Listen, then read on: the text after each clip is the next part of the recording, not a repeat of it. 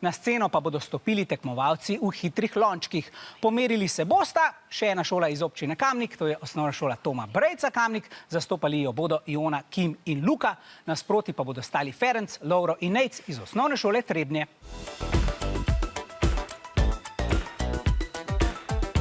Tri, štiri, zdaj. Začetek. Luka in Nejc sta začela vsak za svojo ekipo.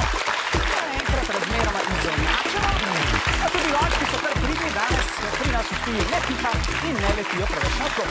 Osnovna šola Toma Brejca Kamnik je predala prva, osnovna šola Trebnje ni daleč zadaj. Tole bo zagotovo napeto vse do konca, tekmovalci so zelo skoncentrirani, kar je prav seveda, ne? Tukaj se borijo za izlet med prvih 8 ekip. Da vidimo, komu bo velikonočni zajček prinesel zmago. No, še malo, tam je se en lonček podrl, ki je osnovna šola Toma Brejca Kamnik, ampak nič hudega. Iona zaključuje in je zaključila z odličnim časom 42 sekund.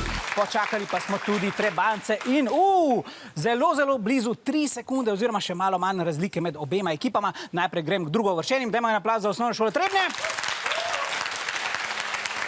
Povejte mi, fantje, kako ste se sploh zbrali? Spoznali smo se že v šoli, zdaj pa nas je to, tej treningi so nas pa sem še bolj povezali. Povezala boste šli kaj ven skupaj v kino ali no in kaj tako? Ja, najbrž. Maja, seveda, malo je treba, ne? Ok, in seveda zmagovalci osnovne šole Toma Brejca Kamnik, ste zadovoljni s tole zmago? Koliko treninga bo potrebno potem, ko ste zdaj med prvih 8? Vsaj 3-krat na dan. Ja, kaj pa jest, pa pit, pa šola, pa to? Tudi to, samo lončki so zdaj na prvem mestu. Lončki so na prvem mestu, dobro. Se strinjam. Hvala obema ekipama, še en aplavz za odlično tekmo.